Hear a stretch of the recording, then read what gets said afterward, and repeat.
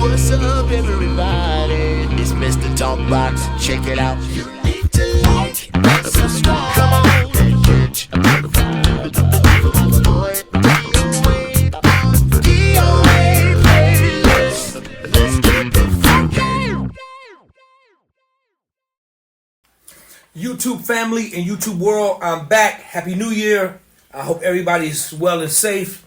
Make sure we send our prayers out to everything that's going on in this country. New Orleans, man, y'all, we got to send major prayers out to the families and just always remember, man, that God is in control. I'm not going to preach, but it's very important that I just get that out. I just hope everyone is well and blessed and getting their year started right. Before we get started, though, I have to do this. Y'all know what time it is. Please go like and subscribe to the page. Please go like, subscribe to the page. Please go and like, subscribe to the page. Please go and like and subscribe to the page one more time, right, Mayo? Please go and like and subscribe to the page. Please go and like and subscribe to the page. Yes, that's 5. That's fine? Yes, sir. Okay, so just so everybody know, he makes me do that. That's my producer. That's my boy. He makes me do that 5 times going in, 5 times coming out. So he says, you got to do it to get the things, the algorithms, and all the rhythms. You know, I got to call Boosie for the rest of the rhythms. So listen, man, we got that out the way. Listen, before we get this started, here's how I'm going to introduce this beautiful brother that y'all see on the screen right here. Watch this. Y'all check this out. Mel, can we run that? Let's go. Run that clip.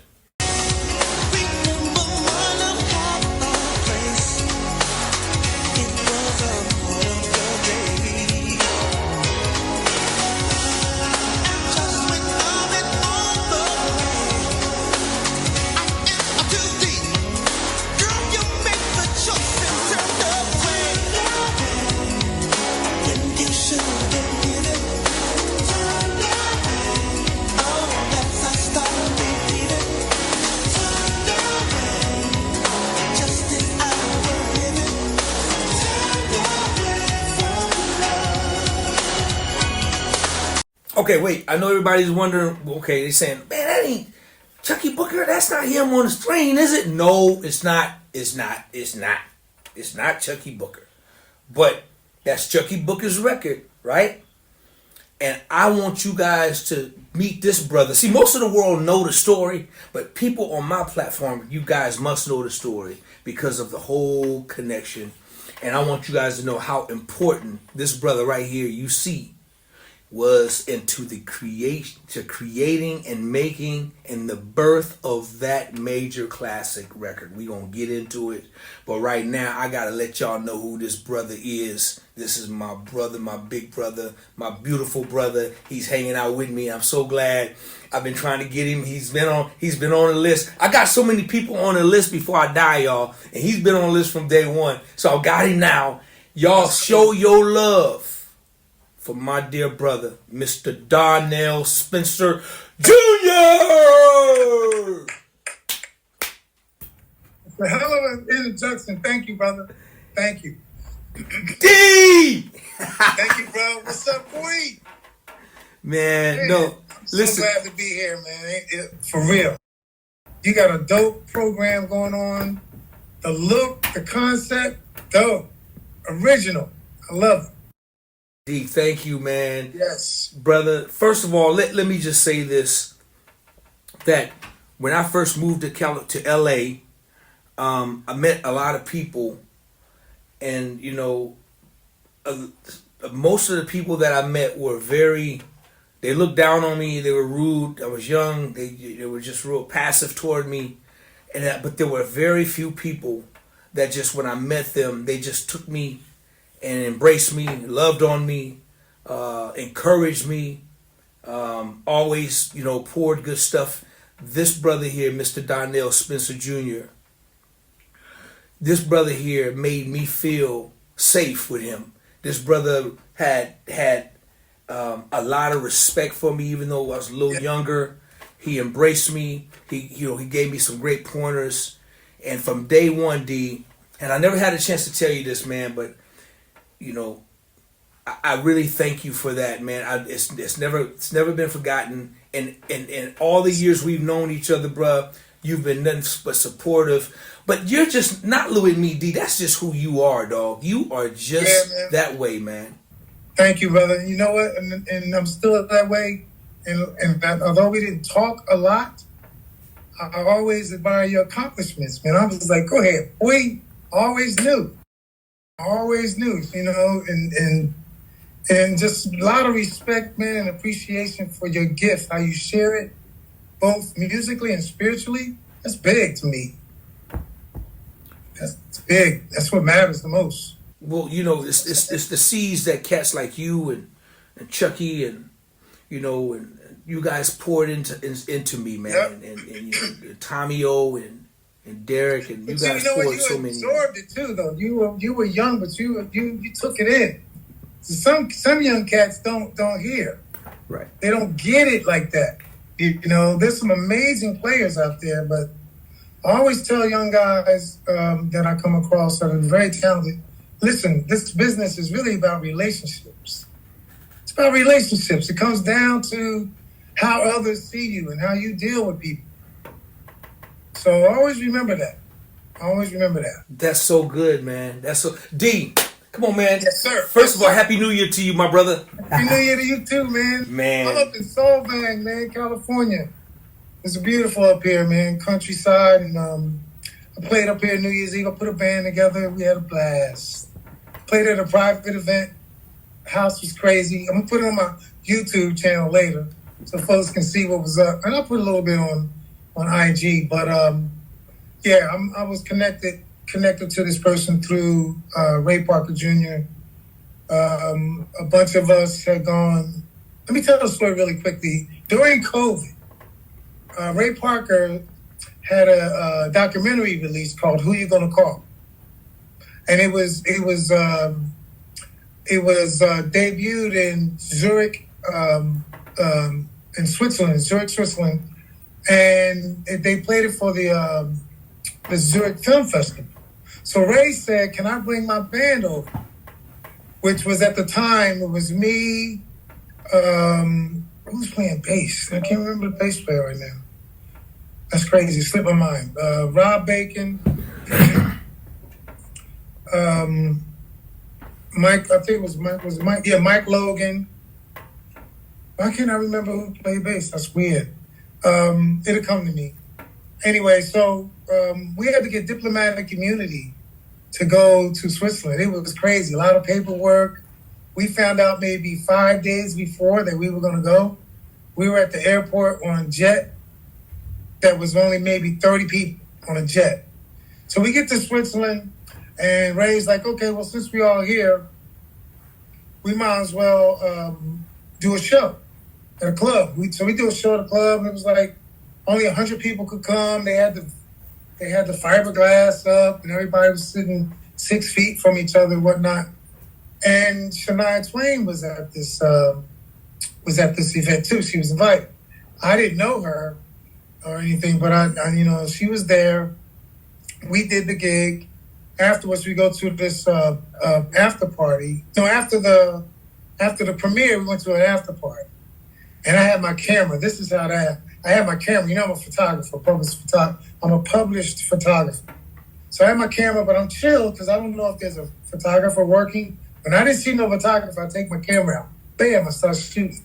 So I shoot Shania's husband, who's Fred.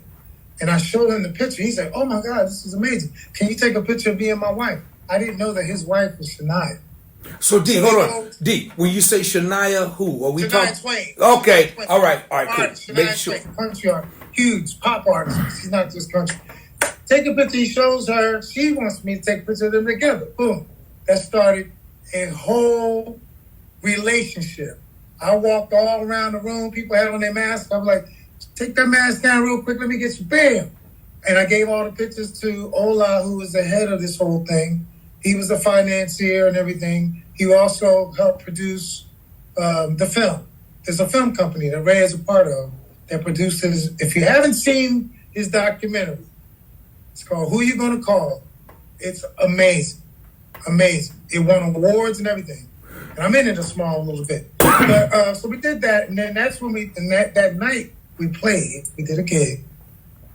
And Shania, after seeing the band, says, what do I have to do to make, so you guys can stay 3 extra days? And I was like, nothing. Oh, what am I thinking? Freddie Washington was playing bass. Freddie was on bass. So this is what made me remember.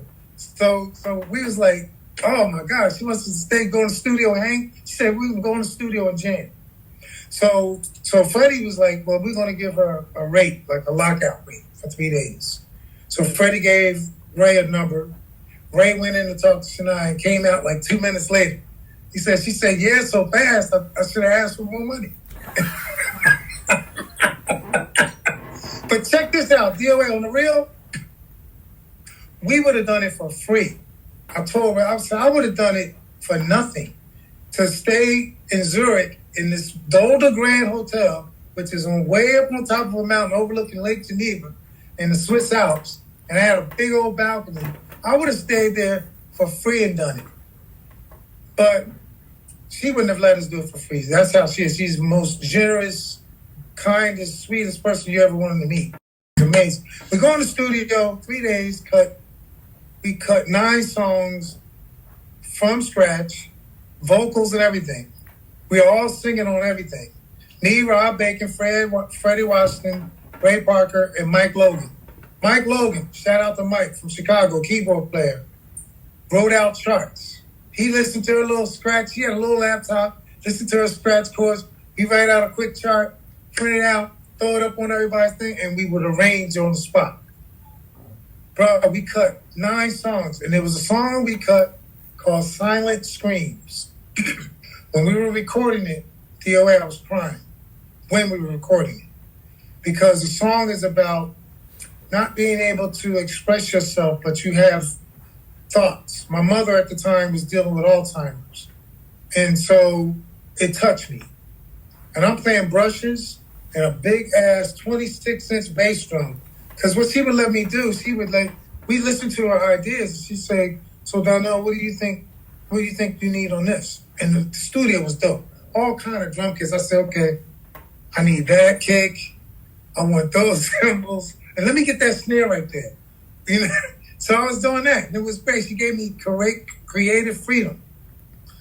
Went in, we played the song. Freddie was playing bass, and there's a lick he does where he slides all the way down here and plays a chord. You know what? On the chords. Man, I'm playing, tears are dripping on my snare drum. So we go back to the hotel. This is the last night.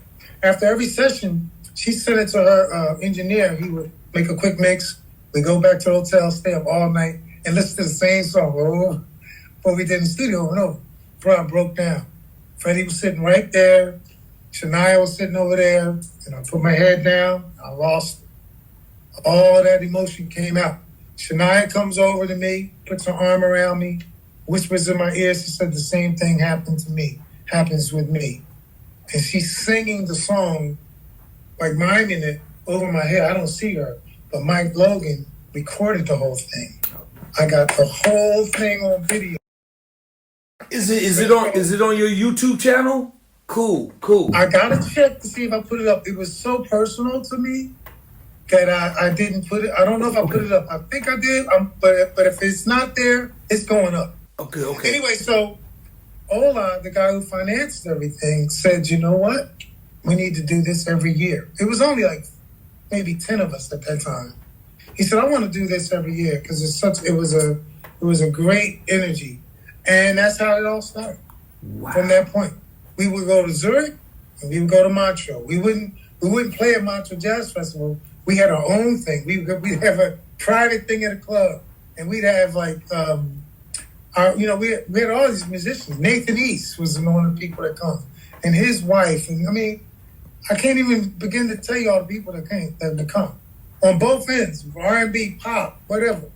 I met so many people, man, that I would have never met through this situation. Wow. So that's it. That's a special thing I'm a part of, man. Amazing. We call it the Switzerland family. Switzerland family. My boy, Mark Pacini. He did the cover art for my last single, Go for Gold. if you look at it, he's an amazing artist, and he did stamps for Fidel Castro. He drew stamps, so he has his own brand of cigars. So he brings cigars. I don't know if he smokes cigars, but we had the finest cigars from Cuba with like 40-year-old leaves. Wow. Like incredible. Yeah. So Mark Cassini, shout out to him, because he and I are like brothers now. It's crazy. You look at relationships. You would never know. You know what I'm saying? Man, the Switzerland family sounds incredible, especially It is really dope. when you talk about Ray Parker Jr., you Freddie know, Freddie Washington, my boy Bacon. Robert Bacon, my boy Bacon. Boy, right? Oh my Rob god. laced that stuff too, boy. Ooh, Rob's playing on my song Over You. Rob Bacon's playing guitar on my song Over You. And I said, Rob, you sent somebody some tracks, and he sent it back, and I ain't do nothing but put it in, bang. And then when I put it in, I was like, hey, Rob, you know what? I can use 8 bars or 16 bars of a solo right in this section. Give me like a Jeff Beck vibe. Sent it back, exactly what I asked for. Incredible. Right? He's a monster, man. He's a monster, yeah. And just another beautiful cat, man. But, Yep, but that's listen, what D, let's Yes. go back just a little bit. D, so where are you from originally? I am from Philadelphia, bro. I was born in South Philly. Moved to Germantown when I was 10, and my dad still lives there. Yep. So I'm born and raised. I came to California when I was 23, believe it or not, working with Stevie.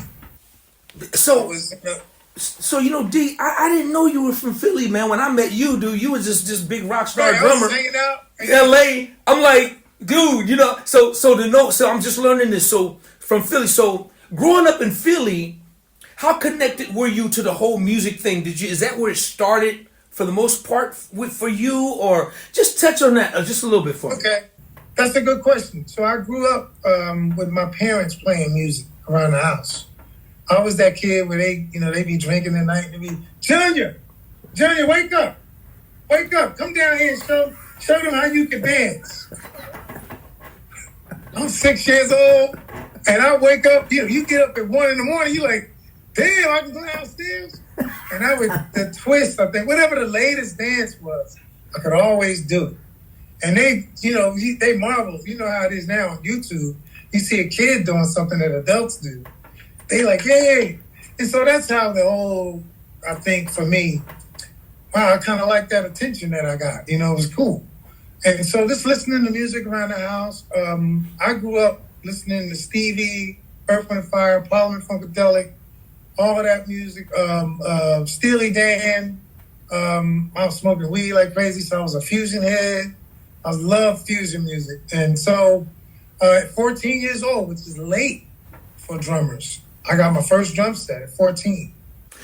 I'm glad you mentioned that, D. I want to make that perfectly clear that Yes. Donnell is an incredible musician all the way around, but we're talking about drums now. D, did it start on drums with you, or where did it actually start?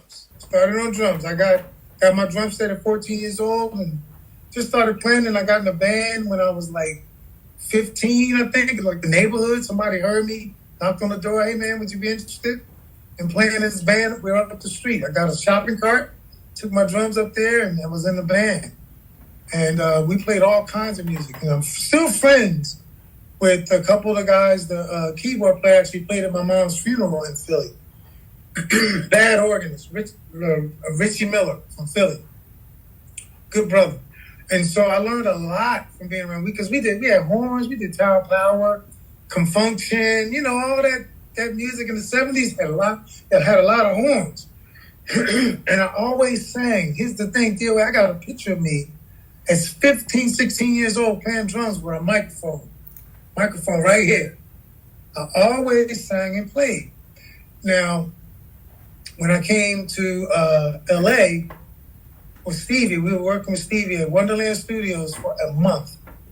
Lockout. I was in electronics school at the time, so I would go to school from 8 a.m. to 3 p.m. and go straight to Sigma Sound. I'm young. I'm like I was 18 years old. Go to Sigma Sound and wait on Steve. He don't get there till like 1 in the morning. We didn't. And as soon as he get there, we was like, it was Danny Cimbello was in the group with me. That's how I met Danny. I met Michael Cimbello through Danny. Danny was my best friend. He's the reason I write songs. I always gotta say that. Danny Cimbello. I know you don't know this. It's tripping you out. But Danny Cimbello and I were the youngest two members of the group Mix.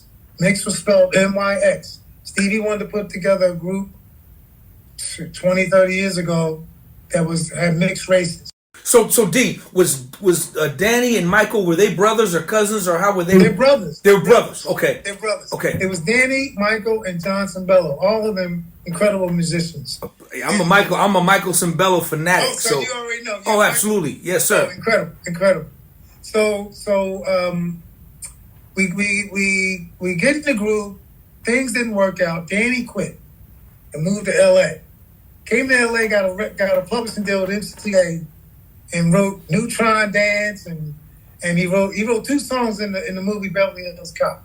He wrote Neutron Dance and I think it was Jump. One of them big hits, the Pointer Sisters and Patti LaBelle. So Danny and I, that's my boy. We in touch. He says, "Hey man, quit that band and come on out. Quit that band and come on out here." He said, "Quit that band and come on out here, man." Wait a minute. You mean quit his brother's band? No, quit the band that I was in with Stevie. The band with Stevie. Okay, gotcha. Michael was in Wonder Love. And so Stevie wanted to start another group called Mix. So Michael was telling us, ain't nothing ever gonna come out. We young, but we recorded, we had to record about 25 songs with Stevie. We had a song called Miss Pac-Man, bro, that was a straight smash. And it had the same groove as ding ding that everyone's looking pretty. Yeah. That's Master Hot in July. Yep. Had the exact same groove, but he was singing about Miss Pac-Man, you should have known you'd never win. It was great. And I was playing drums on it and everything. Anyway, we had some great songs. In fact, These Three Words, we recorded that first. Wow. And he said, "I'm taking my song back." He used to always tease us. "I'm taking my songs back." We take your songs back.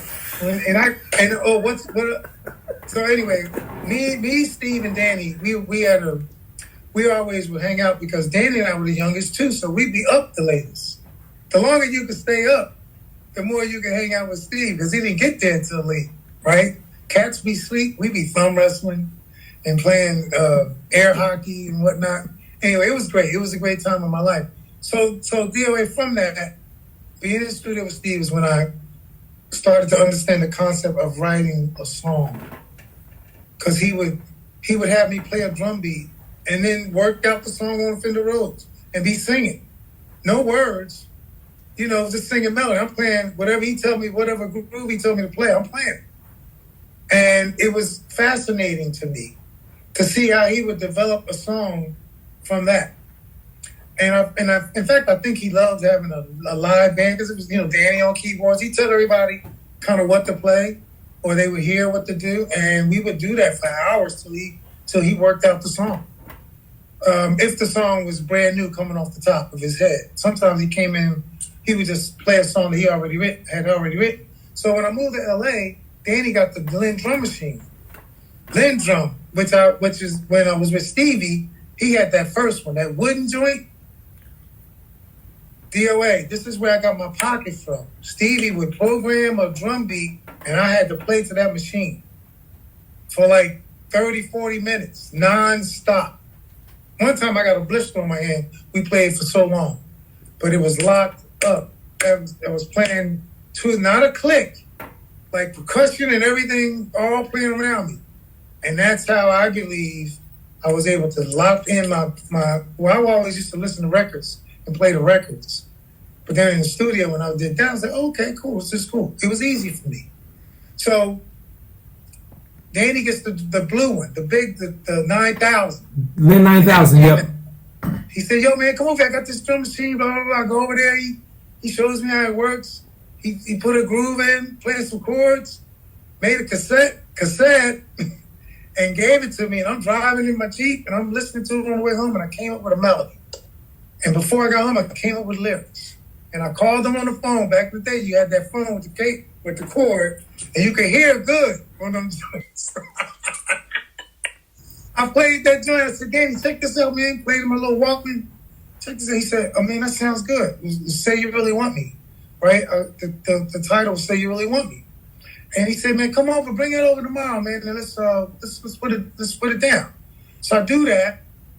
Next thing I know, DOA, it's in the movie Running Scared with Billy Crystal and Gregory Hines.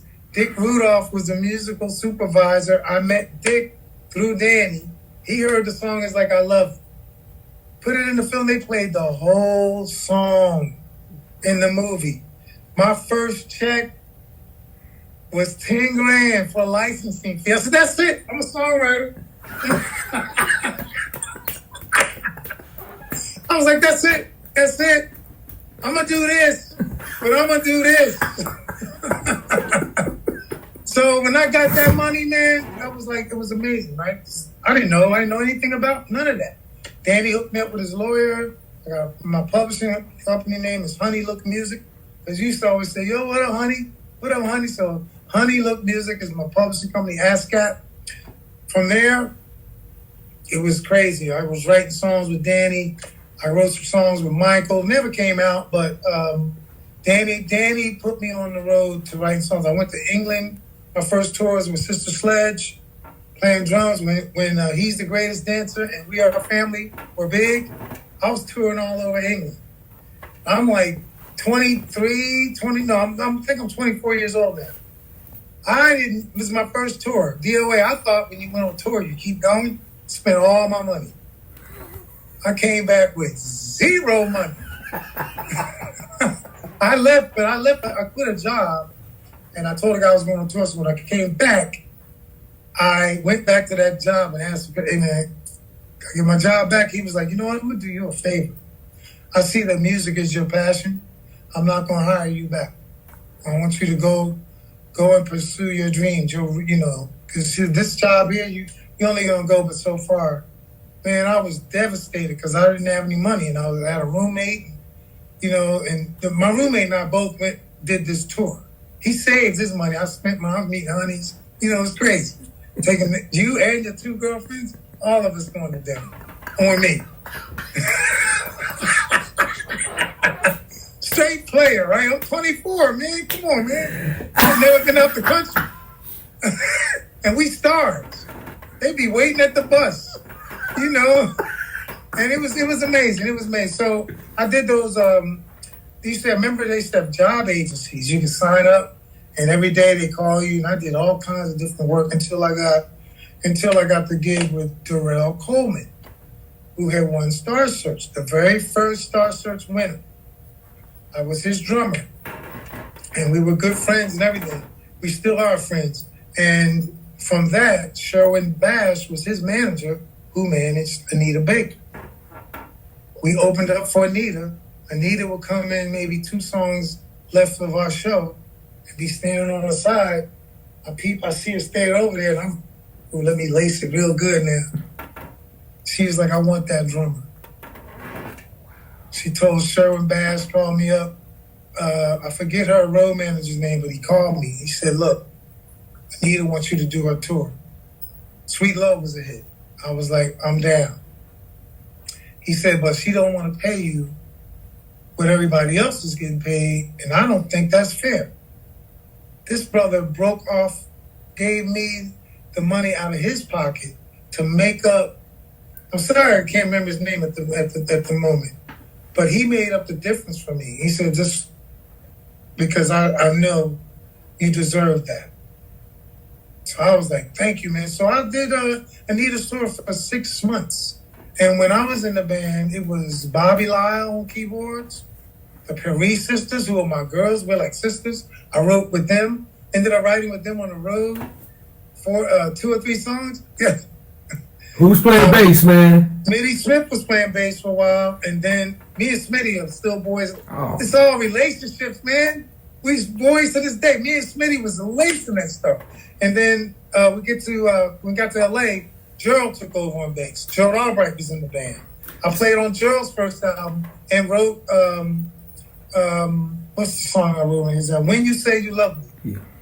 On his first album, I wrote it, co-wrote it, and singing backgrounds on it. That's I took all the money I made from Anita. I learned from that Sister Sledge tour. Save your damn money. Well, you know what? First of all, man, the real blessing came from that your manager or supervisor at your old job that said, "I'm gonna do you a favor." Oh my good dude, that's very powerful, man. You get it right, bruh. That's very. He saw something. Yep. Very, very powerful, man. Imagine if I had gone back to that job and got comfortable with that weekly paycheck. Probably wouldn't know you to this day.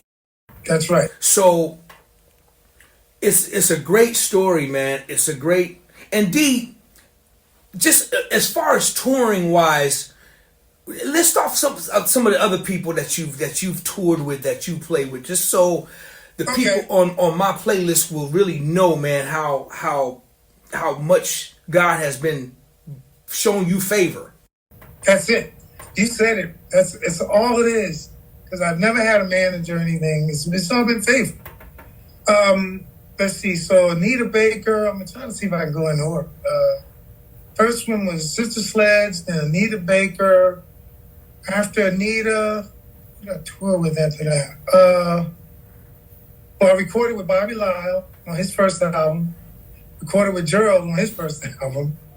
And then I toured with Elder Barge, and I'm going out of order now. Chaka Khan, Mickey Howard, a lot of R&B artists at that time. After 7, let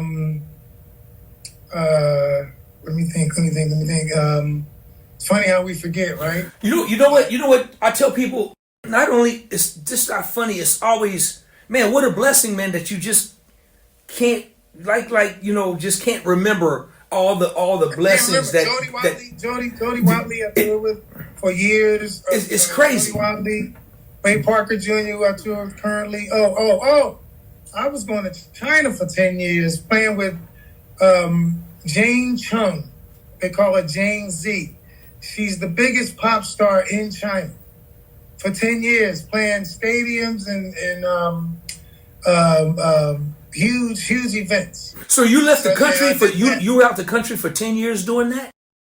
I was going back and forth. Okay. Going back and forth. Wow. Yeah. I toured with Boney James. Let me go on the smooth jazz side. I was with Boney in the beginning of the whole smooth jazz thing. Me and Alex Al were playing with Boney James. I played with Brian Culberson, toured with Brian Culberson. I played with Greg Carrucas, all those guys, all those smooth jazz cats, man. And here's the thing. I used to always say, this running joke with Boney when I was with Boney, I say, man, you know what, you ain't gonna never have a gold album until I get a song on it. And we would laugh. I said, no, I'm serious, man. You ain't gonna never get a gold record until I got a song on it. Sure enough, I go to Boney's house, pick up a check, and he was working on something. I said, man, what's that you working on? He said, it's just an idea I got from Mark Stevens, keyboard player Mark Stevens. I said, well, let me hear it. He's playing, and I was like, I got something. And I said, I would always say, but I want my percentage up front before I even sing it, right? I want make sure I get my credit. That's what I said. So I had a cold at the time, and I sang it. He liked it. He said, okay, double that. All right. Well, okay, now add the, let me put the harmonies. It's 3-part harmony. I had a cold, recorded it there, put it on the record all night long. On Boney James's Sweet Thing album, which went gold. Because I had a song on it. It was his first gold album. So, you know what? Again, what you said, it's what you said. Favor. It's favor. God sent me to his house at that time to pick up my check while he had his horn in his hand working on a song that a hook came to me immediately. Melody, and it came immediately. And the song ended up being in all the Apple laptops. When you buy the laptop and you open it up, the iTunes playlist, my song is in there. Wow. I was like, dang, I thought I was gonna be rich. I didn't get rich off of it, but it's there. Oh, Feel bro. me? Yeah, bro. You definitely. But it's there. Hey, listen, man. Just because the money don't mean you didn't get rich, bro. That's right. You But I major am rich. I am highly favored. Oh, absolutely, absolutely. Just that You that know? story. That story is so rich, man. Are you kidding me?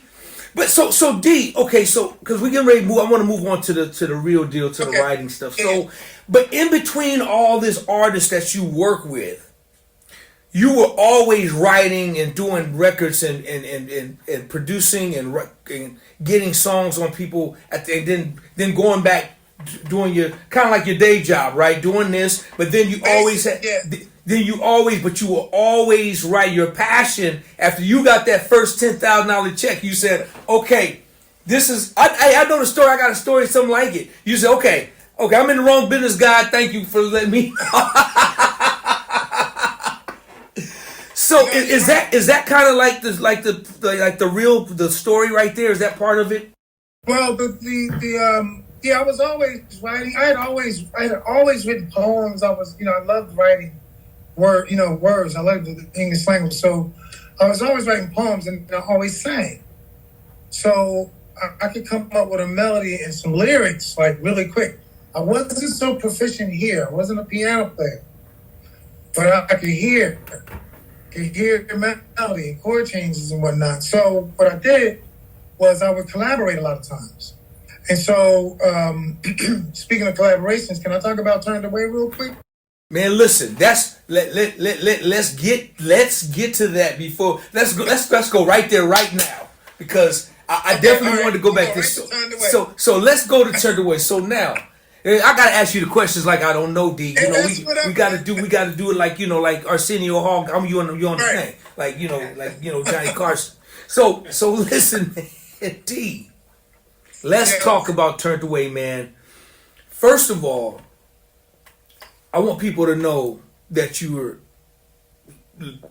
listening to the co-writer of that record, that co-wrote that record with Chuckii Booker. Yes. The classic record that will live beyond our kids, bro. That's right. And I applaud you for that, man. Thank you. I applaud you. Chuckii already know how I love him, but I'm not even gonna make it about Chuckii because that's my dude. I want to make this your moment, man, because I want people to know why that song so deep. When I first heard "Turned Away," man, first of all, I didn't know you did the song with Chuckii. I really wasn't all the way. I knew of Chuckii, but I didn't know Chuckii the genius. Chuckii. Yeah, he's a genius. He is a genius. I knew the Hollywood talk and all the chatter and the buzz, right? But I didn't know that. But when I heard Turned Away, I bought the cassette, and it's probably still in my old Jaguar in the dump somewhere. that I used to drive Raggedy Jag, just probably trash, but it's probably still stuck in the cassette thing, man. Because I never took it out. I never took it out, man. Wow. That joint just did it for me, bro. The vocal arrangements, the writing, the track, the lyric, everything. Now, D, I'm gonna let you tell the story behind Turned Away, man. How you got involved with that record. Okay, so Air LA, which was in Glendale, California, is where Chuckii would record. Joe Albright was there all the time. Sam Sims, another bass player, incredible. That's my buddy to this day. That's my dog. And if you ever had him on the show, put him on the list, bro. He is definitely on. That's my dog. In fact, Sam was in the hospital when my daughter was born. So there you go. That's how close we are to this day. So anyway, Sam and I, we were always hanging out in Air LA. And so Chuckii had room in LA with them big ass speakers, and he'd have them sitting on the floor. The big ones you put up in the wall in the studio, he had them on the floor, and he was in the middle with his keyboard and his drum machine, And I walked in the room with boom, boom, ga, boom, boom, boom, ga, boom, boom, ga, boom, boom, boom. I'm like, dang, that's cold. I said, Chuckii, what is this? I said, man, Sylvia Rome told me I got to write one more song because I don't have a single yet. She wasn't hearing no single. He had already done everything else. Rescue Me, which I co-wrote that too. But he had already done everything else. And I was like, okay, so I'm sitting back, I'm listening. And in my mind, the words came, the melody came. I said, Chuck, I got something for this. He said, let me hear it. So I sang in his ear, turned away. I'm in the wrong keys, of course. But I sang it, turned away in his hook. And I sang the hook in his ear. He said, let me make you a cassette. I like it. Made me a cassette. I went in another room. I'll never forget it. Sat down on the floor, got a pen and paper, and I wrote it about a relationship that I was in before I had left Philly to come to L.A. She knows who she is. After I wrote the song, I sent it to her. The whole song is true. It's straight truth. So after I did that, I gave Chuckii the lyrics and I sang the melody to him, and he killed it. He put down the vocals. I'm singing backgrounds on it. I don't know if you know that.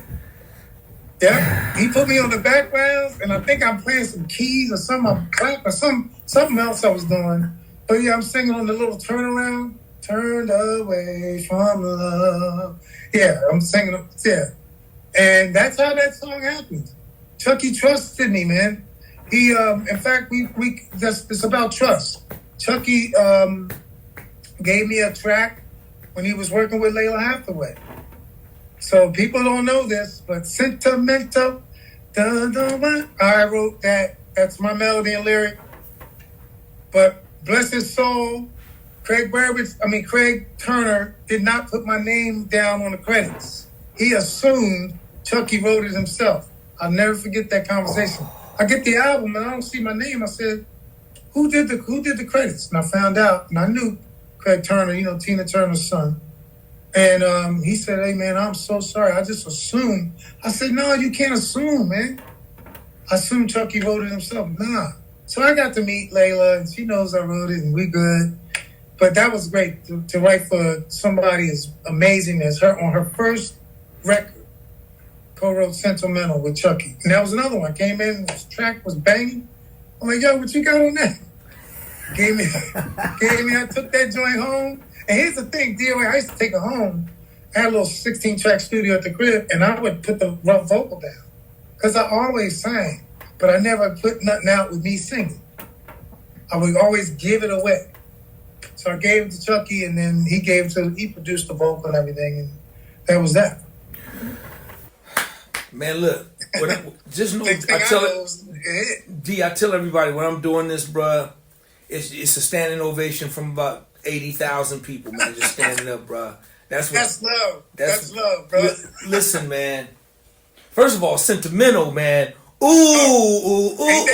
Nasty. That track is nasty. Ooh. Didn't know that, D. I got to give you another standing O. 80,000. Male, I can't hear you. Make some damn noise. There you go. Bro. Yeah, man, that was great, man. So Chuckii really trusted me, man. We've written a lot of other songs too that haven't, gotten covered or whatever. I know we will do more. Like when y'all were at that theater, we had talked about it. But the life gets in the way and whatnot. Yeah. But trust me when I tell you, we will do more. Absolutely. We will do more because it's still in us. I still have that same fire. Thank the Lord that I always have had. Well, just let me share a secret. Let's go sidebar. Me and you just in the corner. Can't nobody hear us right now. Right. Yo, D, holla at him right now because he's working on his new record and it's really crazy. So you might want to call Chuckii and make that thing. I'm gonna holla at him. But don't tell nobody though. Just keep it I ain't gonna tell nobody. Okay, so just.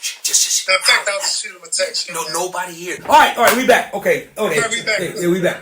Okay, so It's stupid. D, holla at him, man. For real. I will, and I'm also working on my record. I have 4 singles out right now. I have my first single was True Love. Now, D, let me ask you this. Let's Yeah. get to you. You said that normally you write records for other. You've always sang, but you never put nothing out. Now, Right. I think I know the answer to this, but is this the first time you dropping your own record with you as an artist for yourself? It is. Right on, It man. is.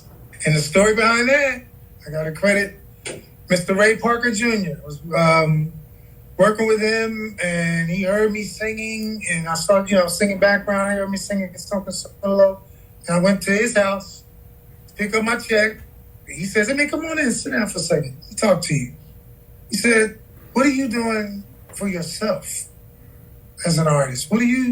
How come you don't have any of your own music out?" I said, "Well, I had a publishing deal, and I wrote for other people, and I was, cool with that." I said, "But I don't really have any, a budget to pay people to help me out." He said, "Man, you don't need, you can ask for favors." He said, "You got a guitar player right here."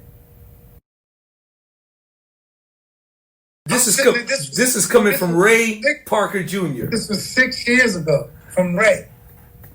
So I said, so then my nephew comes out to stay with me. He said, "Uncle D, I do beats." And he was working with some actor who liked his beats. And so he came out and he was showing me, playing some of his music, and I was like, "Well, your uncle does songs. I do songs. I don't do beats."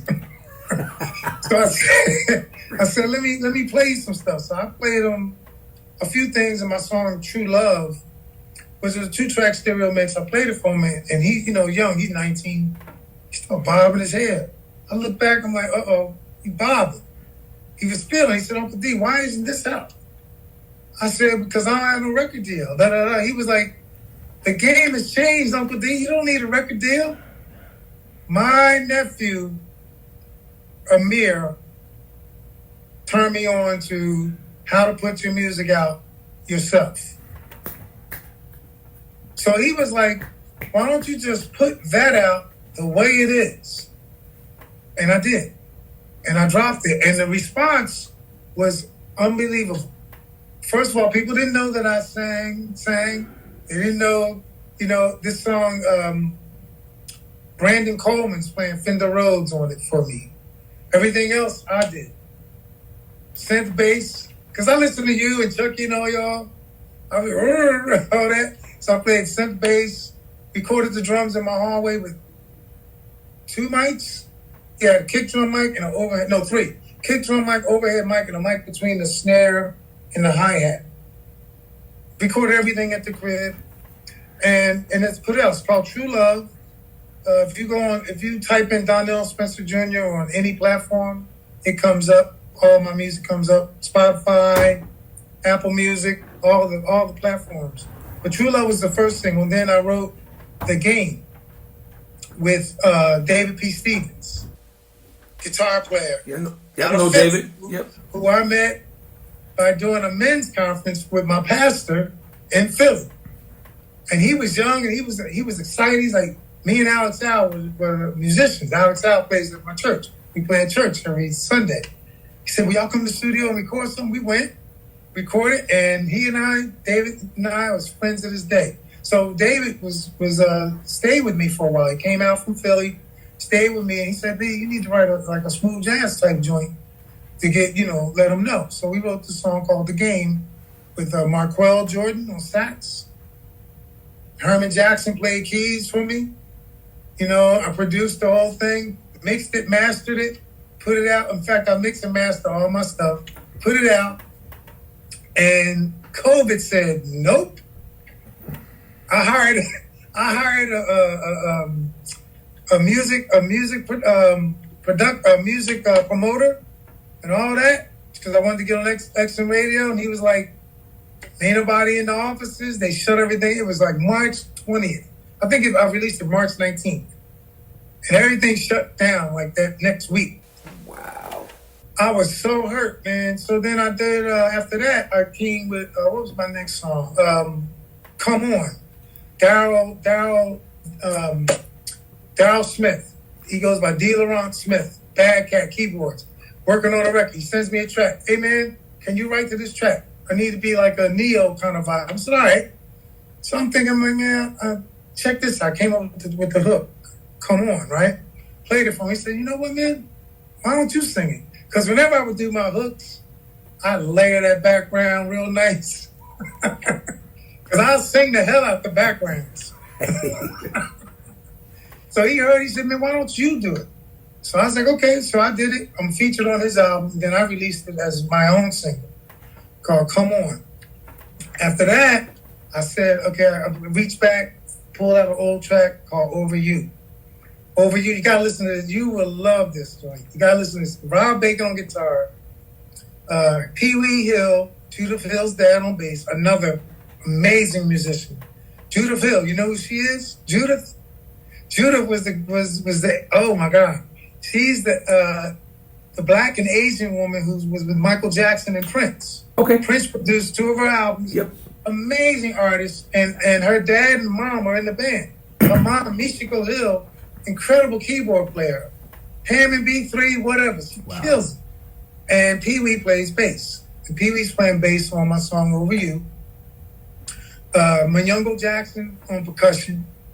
This girl named Koi playing real strings. DOA, I have real strings on my song, bro. Oh man, I gotta hear it.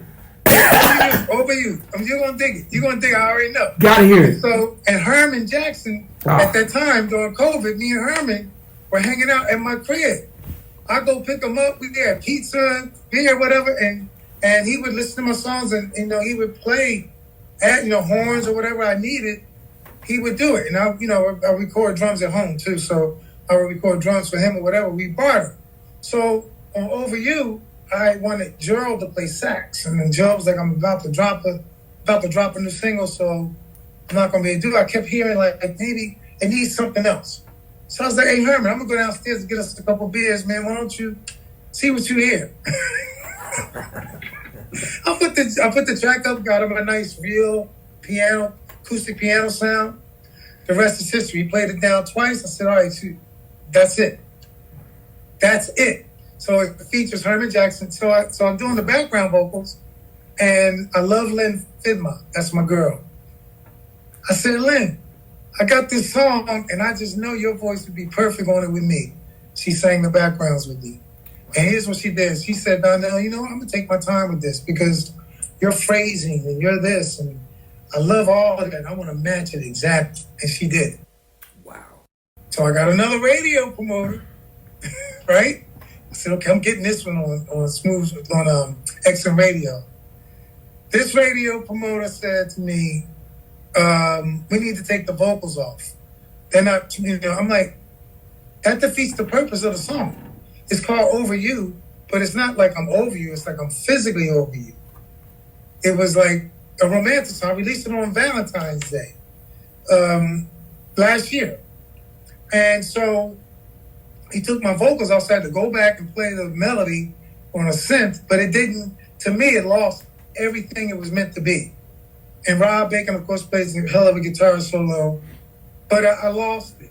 And so what I ended up doing is going to curators and people like you who have, podcasts, whatever, and giving it to them with the vocals on it. And it's still in rotation on some playlists because I see it on my Spotify. But the vocal version, and in Japan, they loved it. I sent it to a DJ in Japan. They played it all the time. Wow. With the vocals. Wow. You dig? So, and then after Over You, I did Go for Gold, which is my latest single, which I wrote for the Olympics. I had the Olympics in mind, about Go for Gold, but if you listen to the lyric, it's about going for gold in your life, period. Always trying to be the best. And if you lose, you don't really lose. You just get up and go again. In DOA, I'm going to plug myself on my YouTube channel. Go for Gold. All my videos, I do little videos, but Go for Gold video is there. And you got to see it. Because I AI'd that mug. I did all that. I did my own video. Wow. I mixed the song. I mastered it. Because you ain't no budget. You learn how to do a lot of things. Hey, I guess that's like the beautiful thing with technology. Right. When it's not being abused, because I do think it's abused to death right now. But, but when you use it in that way, I think it's beautiful, man. Absolutely. Right. D, listen, man. Listen. No, go ahead. No, go ahead, brother. Continue. So anyway, Go for Gold came out with like crazy. It was doing crazy good. And Spotify, for some reason, took my song down. I had like 25,000 streams in about 2 weeks. Like, and they like, your streams are not organic. That's exactly what they said. And I'm like, well, how am I supposed to know that? So I lost 3 weeks of momentum. It was down for 3 weeks. And they put it back up after a bunch of me going back and forth. And it really pissed me off. But here's another little thing when you have favor, like you said. So a friend of mine, keyboard player, Charles Kelly, who I came out to California with, working with Stevie, his wife played my song for the mayor of Fontana. She knows him. She said, ask him if he would mind us playing his song for Mayor Vance, Los Angeles, for the 2028 Olympic campaign. I was like, of course I don't mind.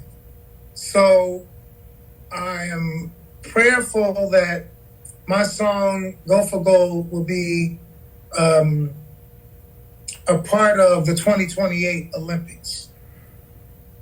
And you got to hear this. I got Pee Wee Hill on it, Judith Hill, Michigo Hill.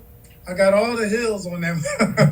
D, when you were what I was going to say is, I was going to say the same thing. I said 2028 is coming up, bro. So you just never know, and then you spit it out, which is already in motion, man. So, bruh, we if it's God's will, man, let it be done, brother. That's right. I tell you, man. I'm okay. I'm okay with it. Yep. D, man, your story is so huge. It's rich. It's thick, man. I'm gonna make sure that as soon as we close this out, I'm gonna go get all the singles. I'll make sure I got them all, man, because I want to hear them, man. I'm excited to hear them, especially the Go for Go. I can't wait to hear the arrangements and all the incredible. And Ray Parker said it, man. He said, "You got favor, man. D, you've been in this business, man, for a long time, man. I have. And so many people, the love and respect that people have for you, bruh, is you can't put a price on it, man. That's good. And when you have that, D, if you was an asshole, none of this would be happening, bruh. You're right. All right, you're absolutely right. And we both know that's true. So, that's true. D, man, you one of them brothers, man, that you like me. And it's too easy to be nice to people, man. It's too easy to encourage somebody, man. That's right. It's too easy just to be cool. You know what I'm saying? To love on people, man. It's a new generation, like we were talking about earlier. It's a new path of musicians that's coming up, man.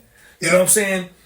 I had my time. I had my thing. I'm thankful for it. I'm blessed. Yep. I'm Look thankful. at that beautiful wall behind I'm you, thankful. bro. I'm thankful to God for all my blessings, man. So now these youngsters that's coming up, it's our job, man, to encourage them. The ones that want to hear. That's it. The ones that want to hear. Yes. It's our job, man, to encourage them, and as us as slightly older brothers.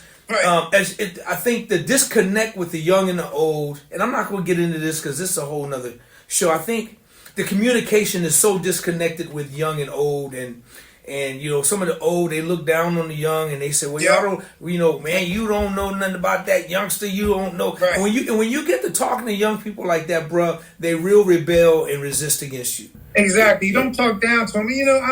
I have a 36-year-old daughter and a grandson. Yeah. 2-year-old grandson now. So I basically deal with it the way I had to deal with her. I mean, you come from a place of love. Yes. Period. And you only want to see them do better than you. That's it. That's it. Do better than me. And you know what? Do better than me. And then when you do better than me, I'm doing this. Bruh, that rule applies for my kids as well. I got 3 grands now, so that applies for my kids, but it also applies to everybody that I mentor, people I talk to that start trying. I want them all to do better than me. Right. And anything I can give them, they can have it, man, for free. Just take it, let it live. So that way, when I'm dead and gone, a piece of my DNA will still be alive somewhere in the nation. That's my payback. But D, man, brother, listen, man, bro, I have so much admiration for you. D, likewise, bro. D, so much, man, of your accomplishments and what you're still accomplishing to this day, man. I tell you, man, we're blessed to be able to still be wanted at our age, man. We're blessed. It's a blessing because we know this business is a young people's business. It is. And it's different, man. It's different. And I just hope that the business gets to be rewarding to the youngsters that's mediocre as it was to us. D, when we was coming up, you could just be a okay musician and make a great living, man. You didn't have to be the baddest cat. You didn't have to be. You didn't have to have all the chops. If you got in the band, right. if you got in the band and played 2 notes and that's you playing parts. Listen, right. you gonna get a Super Bowl ring like everybody else gonna get a ring at the end of the day. So I hope to God that the business returns to that where people can really prosper the way it was back when we were coming up and getting paid as writers, producers, as musicians, artists.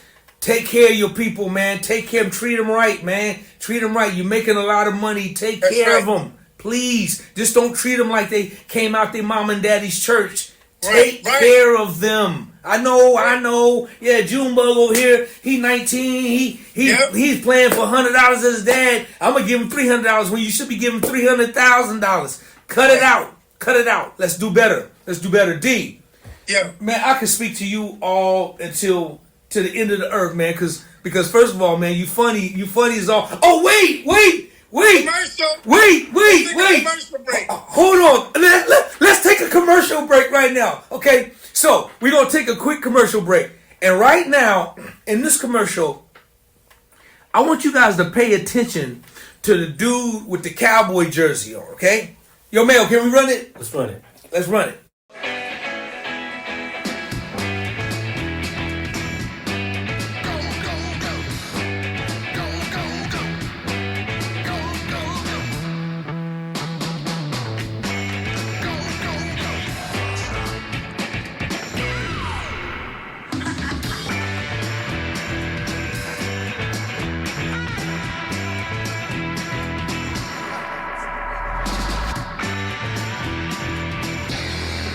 All right, now D, wait a minute.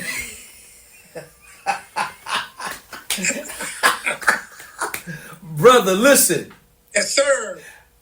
Every time I'm watching football or any sports thing and see a commercial, why in the hell am I seeing you on TV with a cowboy jersey and the hat? And I'm like, that's my brother. What?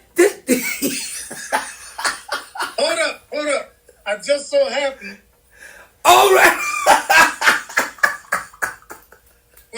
This man the tip. It's all about this. Hey, so okay, but where's the jersey at? First of all, D, are you a Cowboy fan? No. I'm a Philadelphia Eagles fan, bro. But they put me in that Cowboy jersey when I went to the fitting.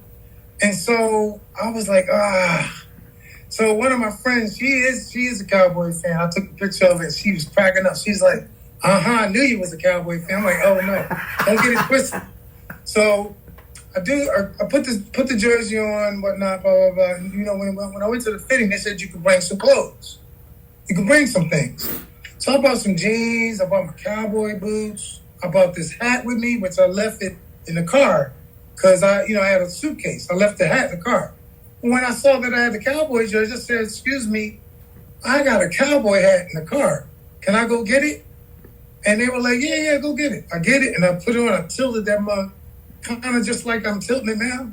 Yeah, but D, wait a minute, D. That's not, you not rocking that like no dang traditional, like, like Lil Joe or Hoss, or Adam. Bro, you funking that thing out. You got... D, you putting some grease. You got some grease on that thing. I had to put some grease on that thing, like if I was on the kid. That's how I have it, too.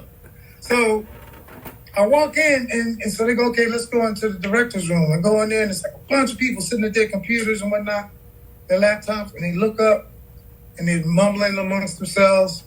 And I go outside, and the lady comes out, she says, they said, that's the look. And that's it. So I wear the hat. So now, mind you, so a year ago, last November, a friend of mine who I did photos for her, she had gotten an agent and a manager, told her agent about me. Her agent FaceTimed me, Summer Park Agency, and signed me on the spot. Just like we talking now, we talked, she asked some questions. She says, you know what, I want to represent you. And I said to her, I will get a commercial before a year is out. And I booked that commercial in July. Shot it in July. No, I'm sorry. Booked it late July, shot it in August, and it came out, all football season. Like you said, it's on Thursday night football, Monday night football, Sunday night football, religiously. And man, I got, on Thanksgiving, so many people saw it was bad. My phone was blowing up. Because at the end, I do my, and I do this. Because when the director was like, hey, I said, what am I doing? He said, you're going to lean against the truck, and somebody's going to walk by, he has on a Dallas jersey, and you guys greet each other, and you give each other a fist pump. And I said, hey, man, that ain't real. I said, if I saw that, we would like shake hands. And is that, can we do that to keep it real? He said, sure. It was a young Latin brother. And so we did that, and I tipped my hat and pointed at him like that, and he does this to me. And I asked the director, was that cool? He said, that's it. That's the take. Now all we want to do, he said, do the exact same thing again. We're going to get a couple different camera angles, and we're done. My first time. I'm like directing and everything. I'm like, it was crazy. It was great. But I'm glad I brought the hat on because I'm not a Dallas Cowboy fan. I always tell people, I got so much flack from that. It was funny, though. I said, underneath that Dallas Cowboy jersey, I had on the Eagles t-shirt. And I was hot as a mother. No, because we were outside, and it was August in L.A. But they shot it, to make it look like it was cooler. So that's my story, man. I actually, I'm looking into 2025. I'm gonna say this to you and everyone watching. Look for me in more commercials. I'm gonna pivot into that world. I'm actually gonna start taking some acting classes, and I'm comfortable in front of the camera, so I want to do that too. Man, you know what I'm saying? D, congratulations, man. Listen, you're not a Cowboy fan. I'm a Cowboy fan, but I'm a real Cowboy fan from way back in the Bully Bob Hayes, right. Roger Staubach. From hey man, the Cowboys is a franchise that is amazing. They have an incredible history. I have no clue what they're doing now. But my Eagles spanked y'all the other week. Of course they did. Of course, I'm glad they need. I wish everybody would, just so this prove a point. They got to get it together. Man, come on. Yeah. But I said, okay, is D's down with Dallas too?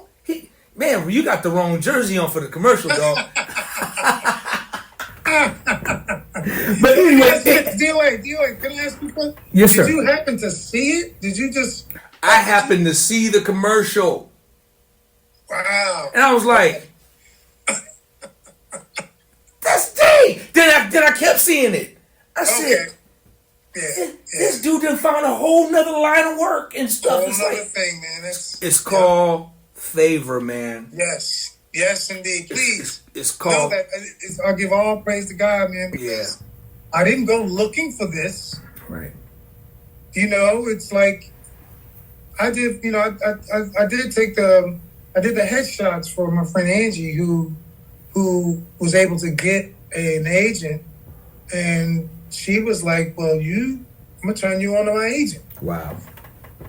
So you never know when you do things for people, man. You never know how it comes back. You never know, man. You never know, but if you do things for people and they see you, you see you're an ass, you ain't gonna see them again. But if you just be cool, be nice, show some niceties, show respect, you just never know how far that gets you. D, listen, Absolutely. man. Tell everybody how they can contact you, how they can reach you. Okay, so you can contact me several ways. Of course, through Instagram. I have an Instagram page, which is DSJR, just my initials, Donnell Spencer Jr. My YouTube channel, which I need some love on that one, because I'll be posting. Don't nobody be clicking. What up? No, that's Donnell Spencer Jr. Official. Donnell Spencer Jr. Official. And I put up stuff that you would not normally see. Like we were talking about me playing with Soda. That is up there. Greg Gaines, all the cats from Toto in Switzerland. Rosanna, Africa, playing all that. So I put a lot of exclusive stuff up there, a lot of shorts. And if you want to email me about anything, it's Donnell Spencer Jr. at Gmail. Feel free. I would love to hear from people, you know, how you felt about this interview. And I love DOA. Let me just get to you, bro. I'm looking at that wall back there, and I remember all of that going on. And I was just like, my brother. And you the funkiest. You know what, DOA? You got to stop playing around with me, man. I had to go see my chiropractor, crack my neck back. I mean, look at it. And then sometimes it's just like he slow it down. Boy, you so funky. And what we gonna do this year, I'm gonna throw some drums on one of them bass joints. Y'all heard it. Y'all heard it. And that's not do that. But that's not all we gonna do, man. We gonna write some records together. We gonna write some songs, yeah. Y'all heard it right here, my brother. Yes. Y'all be sure you guys go follow all of his social media platforms and love on him. Go click those comments, man. I get you on YouTube, man. They just I don't know if they scared to comment or like it, but you guys I need the comments. Yeah, man. leave comments, go like it or whatever. And he's got great content on there. And go follow my brother. Check his Wikipedia out. Just really go get to know this brother D. We'll put it down in the caption as well. Spotify as well. I'm on Spotify. All the platforms. I'm on all of them. Apple Music, everything. I want to hear you. I want to hear from you after you hear Over You. And you hear Over You, holla at a brother and go for gold. Whenever you do. You talking to me? Yeah. You hear from me today. You hear from me today, bro. I promise you. I'm downloading it as soon as we click off. Right on, brother. But before I let you go, I got one more last question. Yeah. Now it's crazy, D. I can ask you this question in a couple of different ways, man, because you're not only a great drummer, you're phenomenal and great songwriter. So I think what we're gonna do, I'm gonna ask you from a songwriter's perspective, okay? Okay. Just because I don't get a chance to do songwriters with this question, ask this question to too many songwriters. So D, you got 4 songwriters that you're gonna put on Donnell Spencer Jr.'s Mount Rushmore. Who are your 4 songwriters you're gonna put on your Mount Rushmore? Wow, that's a crazy question. First of all, Stevie Wonder. Stevie Wonder would be there first. Marvin Gaye. Donny Hathaway. Wow, so I get to do one more. Let me just say that there are many, but I'm going the 4 that I know have inspired me as a writer, singer, and everything else. Prince.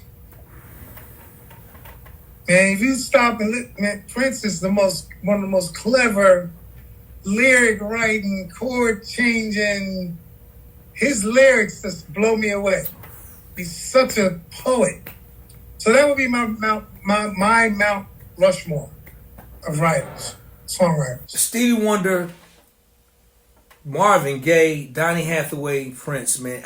It's an unfair question because I'm sure.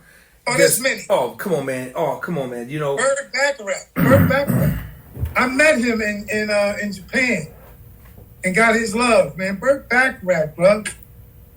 Amazing. Oh my goodness. And you carve out a little space for him. You carve out. You give me another one. Carve out another one. Give me one more. Bert, give me one more. One more.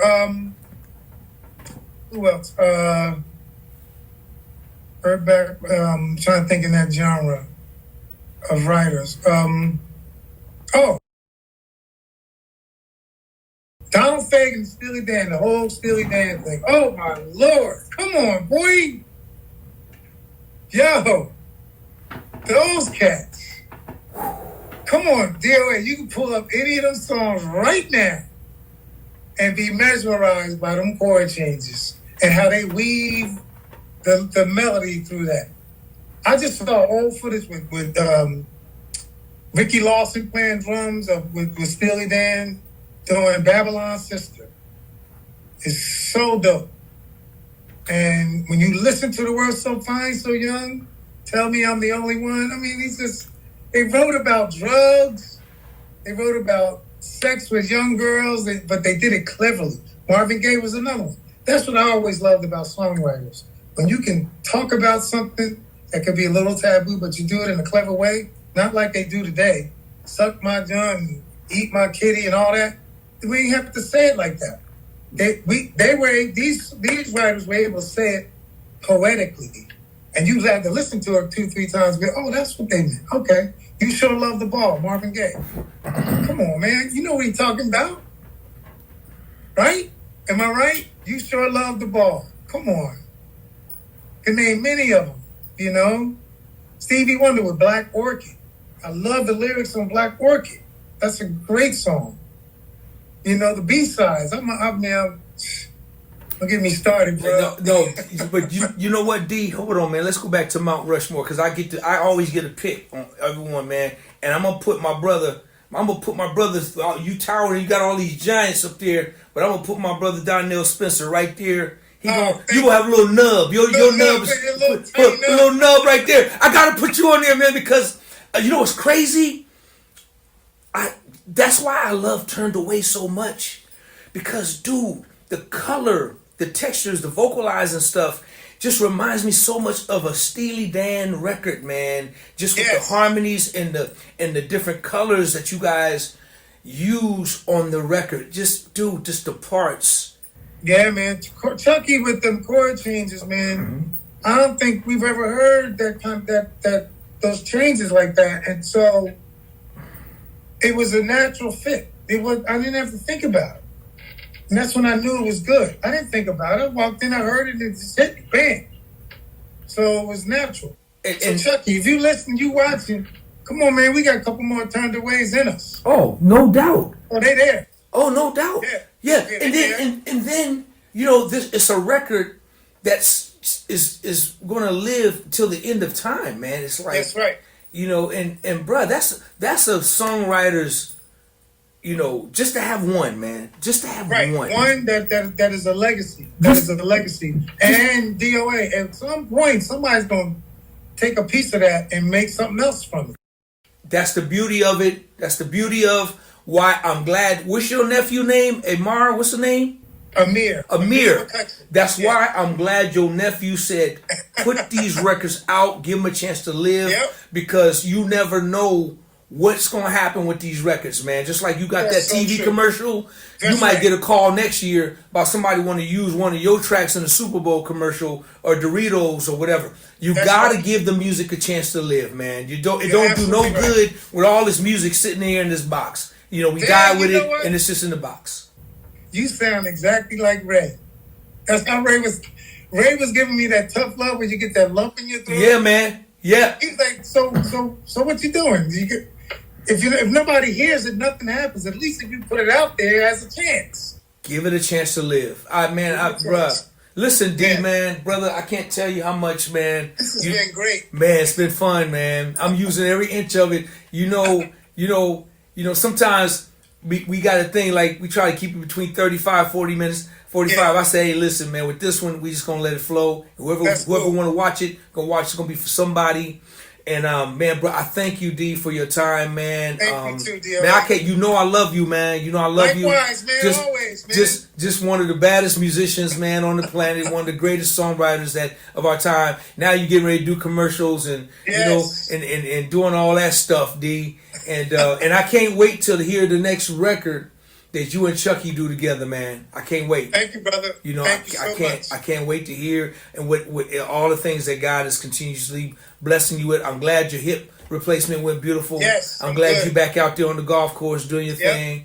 And I'm just glad to see you back out there doing your thing, my brother, for real. The last time I saw you, it was sad. It was at a funeral. It was here at Michi's funeral. Yeah, meet you. No. The last time I Was saw it you Michi? at the theater with Chuckii. At the theater. At the You did theater the when you show. came, When you yeah. did the show. But the And time before that, let me say this. Yes. One thing about you, and this is for everybody to know, this brother has been the same all the time. I don't care where I see you at, it's the same all the time. And when I saw you, I was so glad you were playing and got to come backstage and everything. And y'all killed it. It was so good. oh man, I was so happy to be a part of that. oh man. And then Michi, of course, the funeral, that was tough. 'Cause, Yeah, like, my bad. Last time was at the Miracle. That's right. But At yeah, the Miracle. but then I think about the funeral when we lost Michi, man, and I think about how life is really, as you get older, you realize how short life is, how fast it goes Fragile, by. yes, fragile. So where I was going, man, is just I'm so grateful, man, that you're here hanging out with me, man. I'm going to make sure we stay closely connected. I mean it. Absolutely. I mean it, man. With some music, bro. I mean it with every Me too, inch of my me heart. too. I'm gonna I'm send tired you. of doing this. I'm gonna send you. Okay. I'm gonna send you a folder, dude, so we can write some songs. And yeah, I'm man, gonna- we got to do a Boogie Wednesday together, man. I love to have Oh, you. I would love play. that. I love it's that. done. That's easy, done. man. It's done, bro. Yo. Okay, so what I gotta do? Do the same thing? Yeah, five. All right. So listen, before we sign out, I gotta do this. Everybody, please go and like and subscribe to the page. So let me take a break. D, Yeah.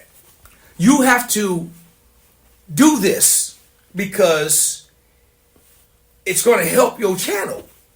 At least I think. I think it's No, it's bullshit. going to help. But man, I didn't say nothing. So you got to do this. I think it'll help, right? So let's get started, right? Okay. Everybody, go please and like and subscribe to the page. Please go and like. subscribe.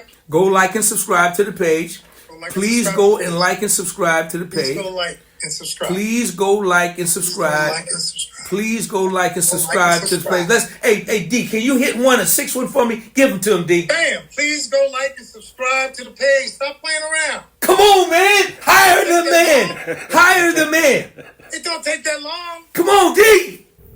Please go like, subscribe, and what? Comment. Hire the man. Or we can add that later. Comment. Oh, now see how you start. Hey, Mayo, you hear me? I ain't even nothing now. He heard. In fact, wait. I got a new single I'm going to drop Valentine's Day called Paradise. I'm going to send it to you just as... I'm going to go ahead and let you hear it up front. Rob Seifert. Remember Rob Seifert from AirLA? He's mixing it for me. Wow. I've never let nobody mix nothing. Now, whether I use it or not, it depends on, and it ain't nothing against him, but he knows I mix all my stuff. He heard a little snippet of it and was like, hey man, I'd like to have a shot at mixing that. So Wow. I sent over my files. I've never done that. Wow.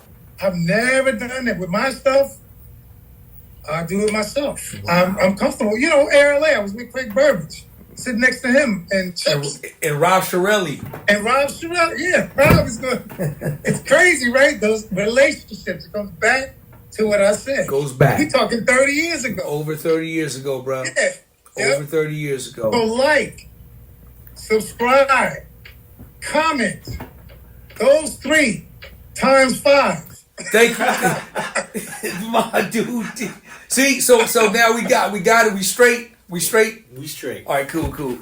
Donnell Spencer Jr., thank you so much, man. Listen, I want everybody to go and support this brother. Go follow him. Right on. You see the caption in the Wikipedia in the caption.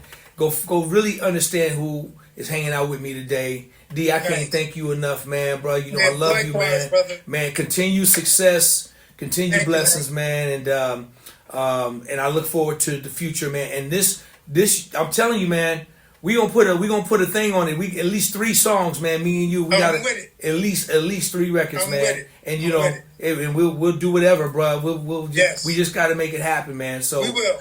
I'm gonna put a folder together for you, bro. Okay, thank you, For man. sure, I I'm gonna put a appreciate folder you, together man. for sure. Hey, man, y'all listen. I hope everyone has continue to have a blessed new year. Make 2025 special, and whatever you do, just never forget, man, that God is always in control. And Amen to I that. appreciate y'all hanging out with me. But right now, y'all show your love for this dude right here, my dude, my brother, man, my brother. Show your love for the one, the only, Mr. Donnell Spencer Jr. D, love you, boy. Hey, thank you, bro. Love you, man. Love you, man. DOA, let's get the